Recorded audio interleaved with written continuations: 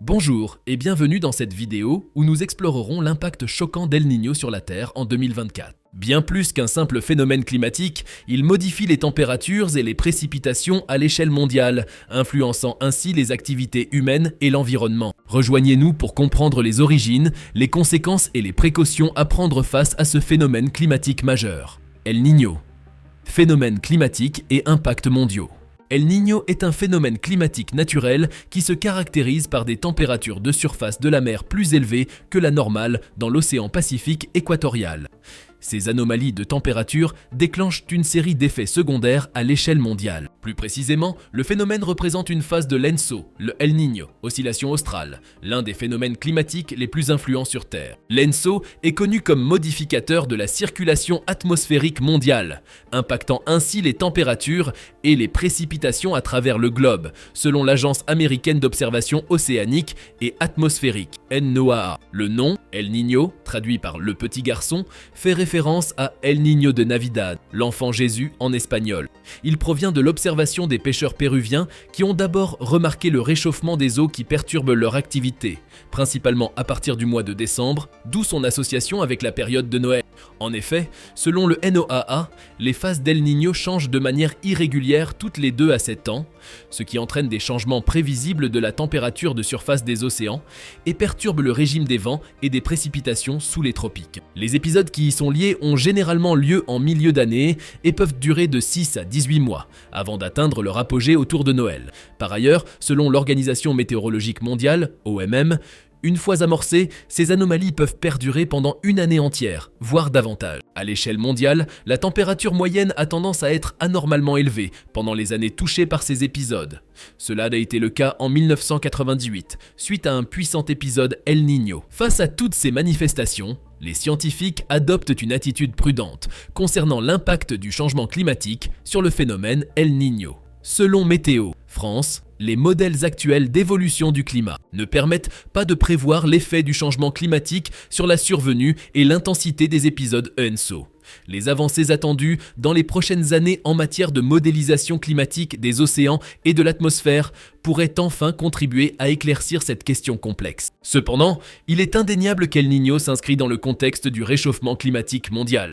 Ce phénomène accroît la probabilité de battre des records de température à l'échelle de la planète. Passons maintenant à l'examen de La Niña, le pendant froid d'El Niño, qui joue également un rôle majeur dans la modulation du climat mondial. La Niña, oscillation thermique et perturbation climatique globale.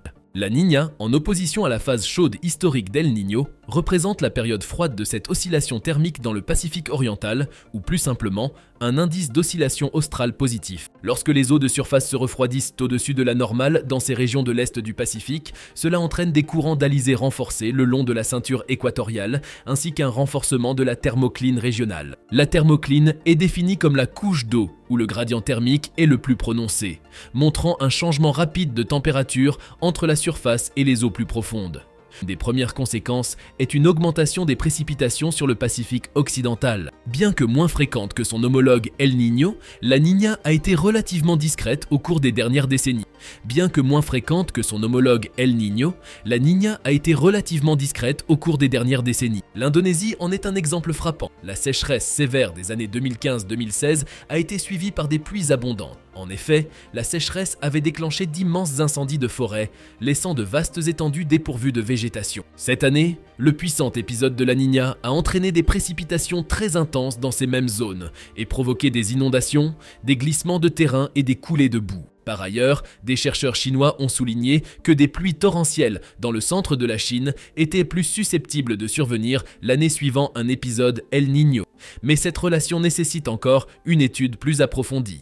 Alors que les effets de La Niña, similaires aux précipitations de mousson habituelles dans les régions d'Asie du Sud et du Sud-Est, ont parfois été considérés comme moins évidents que ceux d'El Niño, il est maintenant clair que les désordres climatiques associés à La Niña sont significatifs et parfois aussi intenses que ceux causés par El Niño. Cependant, ces impacts climatiques ne sont pas exclusifs à ce phénomène et d'autres facteurs influents tels que la dynamique interne de l'atmosphère, les températures de surface de la mer dans d'autres bassins océaniques, Les conditions locales et les variabilités climatiques régionales doivent également être prises en compte. El Niño 2023-24. Impact climatique persistant et perspectives préoccupantes. Nous vivons actuellement l'un des 5 épisodes El Niño les plus intenses jamais enregistrés en cette période 2023-24.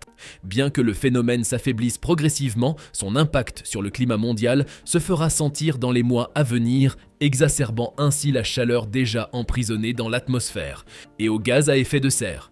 Des températures au-dessus de la normale sont donc à prévoir sur la plupart des terres émergées entre mars et mai.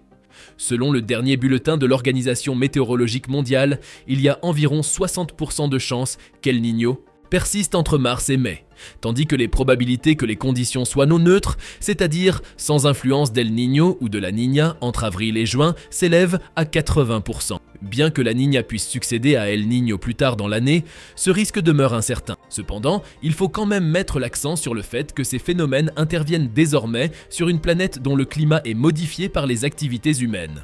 Ernesto Solo, secrétaire général de l'OMM, exprime sa préoccupation. Depuis juin 2023, chaque mois établit un nouveau record mensuel de température, faisant de 2023 l'année la plus chaude jamais enregistrée. Bien qu'El Niño contribue à cette augmentation des températures à des niveaux sans précédent, les gaz à effet de serre qui retiennent la chaleur dans l'atmosphère en sont indubitablement les principaux responsables. La température à la surface de l'océan Pacifique équatorial est bien sûr en partie influencée par El Niño. Cependant, nous enregistrons également depuis 10 mois des températures de surface de la mer supérieures à la normale dans d'autres régions. Au début de 2024, la température a atteint des niveaux records jamais enregistrés au mois de janvier. La situation est d'autant plus préoccupante que El Niño ne peut être tenu pour seul responsable. Généralement, c'est au cours des derniers mois de son évolution, comme en 2024, que l'événement a le plus fort impact sur le climat mondial. Selon le bulletin saisonnier sur le climat publié par l'OMM en parallèle de son rapport sur El Niño La Niña, la persistance du phénomène El Niño, même atténuée, combinée aux températures supérieures à la normale à la surface de la plupart des océans, devrait entraîner, au cours des 3 prochains mois, des températures particulièrement élevées sur la plupart des terres émergées et modifier la répartition des précipitations dans les régions concernées. Contrairement à son homonyme, El Niño peut avoir des effets négatifs sur l'aquaculture en Amérique du Sud. Les changements dans la circulation océanique empêchent la remontée des eaux profondes, riches en nutriments, ce qui affecte considérablement l'écosystème marin dans l'ensemble du Pacifique. Alors que les stocks marins typiques sont épuisés en raison du manque de phytoplancton, à base de la chaîne alimentaire, les températures plus fraîches de l'océan signifient également que certaines espèces, telles que le thon, se trouvent dans des régions qu'elles auraient autrement évitées. En outre, l'Amérique du Sud, en particulier le long de la côte ouest, connaît généralement des précipitations beaucoup plus abondantes lors des événements El Niño, ce qui entraîne d'importantes inondations dans la région. Ces deux types de précipitations extrêmes ont des effets négatifs sur l'agriculture. Les inondations ainsi que les sécheresses observées dans l'hémisphère oriental endommagent les cultures et réduisent la production. Aussi, l'Amérique du Sud et l'Asie orientale ne sont pas des économies isolées. Les mauvaises récoltes dans ces régions, qui n'ont pas été rares lors des précédents épisodes El Niño, ont des répercussions sur le reste du monde, qui dépend de ces régions pour l'exportation de leurs produits. Que faire donc ? Au niveau gouvernemental, il est conseillé d'être prêt à envoyer de l'aide aux régions du monde les plus durement touchées. Il ne faut pas oublier que les impacts économiques ont souvent des conséquences profondes et imprévues. La situation internationale est actuellement précaire et les gouvernements occidentaux devraient être prêts à traiter la cause et non seulement les symptômes d'une nouvelle éventuelle situation. D'ailleurs, il faut remarquer que l'état de l'ENSO donne aux météorologues une indication de ce à quoi il faut s'attendre pour la saison à venir. En surveillant les conditions météorologiques dans les régions connues pour avoir de fortes téléconnexions avec El Niño, nous pouvons prévoir les impacts plusieurs jours, voire plusieurs semaines avant leur survenue. Le phénomène est bien connu pour avoir des conséquences météorologiques défavorables qui peuvent avoir d'importantes répercussions sur les secteurs de la logistique et du transport. L'absence d'une planification adéquate, cela peut affecter l'industrie de la consommation, en particulier pour les denrées alimentaires de base.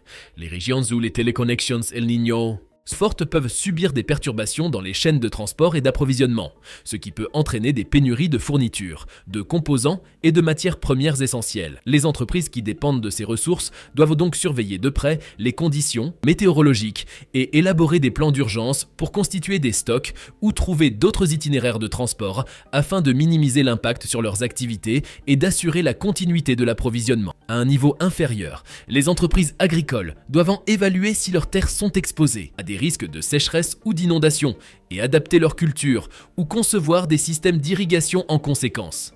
Dans l'ensemble, en surveillant les tendances météorologiques, en planifiant, en surveillant les chaînes d'approvisionnement et en communiquant avec les parties prenantes, les entreprises peuvent réduire au minimum l'impact d'El Niño sur leurs activités. C'est sur ces mots que nous mettons un terme à la vidéo de ce jour. Vous l'aurez compris, d'origine dans les eaux chaudes de l'océan Pacifique, à ses conséquences mondiales sur les températures et les précipitations. El Niño joue un rôle crucial dans notre climat. Il est essentiel de rester vigilant face à ces manifestations et de prendre des mesures préventives pour atténuer ces effets dévastateurs. Merci de nous avoir accompagnés dans cette exploration. À bientôt pour de nouvelles découvertes climatiques.